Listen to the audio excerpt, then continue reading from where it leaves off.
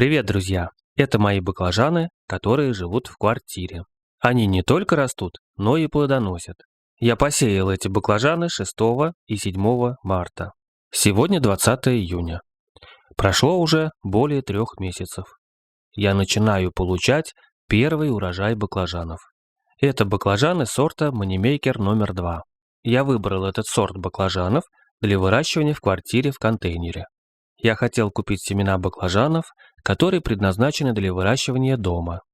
На пакетике с семенами написано, что эти баклажаны не вырастают выше 30 сантиметров. Может быть, производитель семян так пошутил. Сейчас высота растений составляет 1 метр и 10 сантиметров.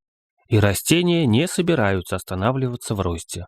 Обрезать макушки я не планирую. В квартире не наступит осень. Я дам баклажанам расти столько, сколько они хотят. Их рост может скоро ограничить только потолок квартиры. Удивительно то, что эти гиганты растут и прекрасно себя чувствуют в небольших контейнерах. В горшке объемом 4,5 литра растет одно растение баклажана, а в горшке объемом 3 литра находится 2 растения. Для полноценного питания таких крупных растений эти объемы контейнера слишком малы. Поэтому при поливе я добавляю минеральное удобрение. Я использую обычное комплексное удобрение, которое получают баклажаны, томаты, перцы и всевозможные комнатные растения. Но баклажаны требуют минеральных удобрений почти с каждым поливом. Они очень прожорливые.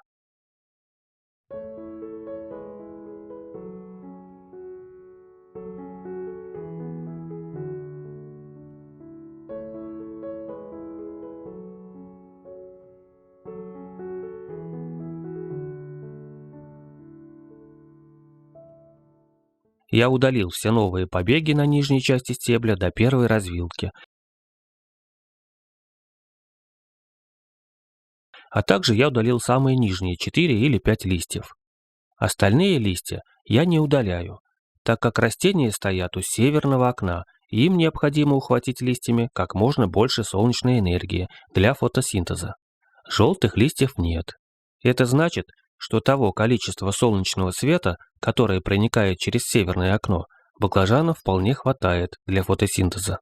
Но я думаю, что баклажаны все равно хотели бы более яркого света. В одном контейнере растут сразу 2 растения. Их стебли я переплетал по мере их роста.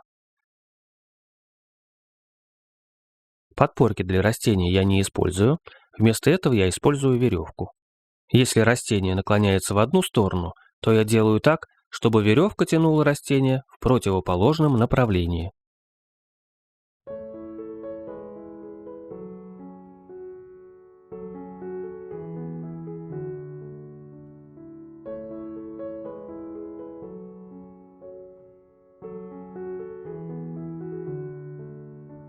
Но все же нужно оставить небольшой угол наклона, чтобы растение не упало ни в какую другую сторону. В моей квартире не летают шмели и пчелы. Поэтому, чтобы цветки опылились, я делаю вот такую процедуру. Я слегка постукиваю по цветку. Пыльца желтых тычинок попадает на пестик и происходит завязывание плода. Вы также можете использовать для этого кисточку для рисования или ватную палочку.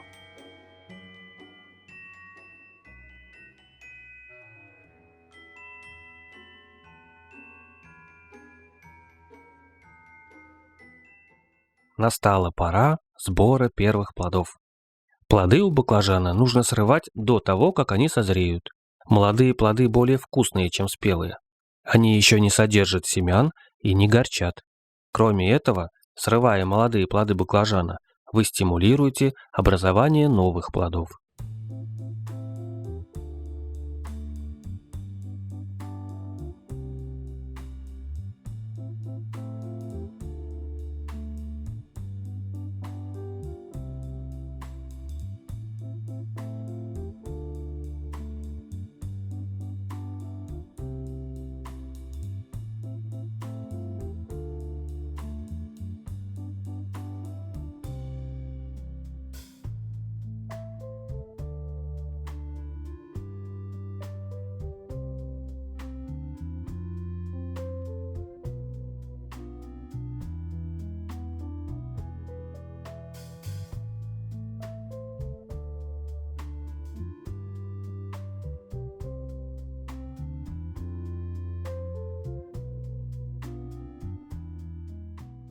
У молодых плодов поверхность блестящая, а сам плод твердый и упругий. У зрелых плодов поверхность тусклая и морщинистая, а сам плод становится мягким. Плод баклажана на 90% состоит из воды.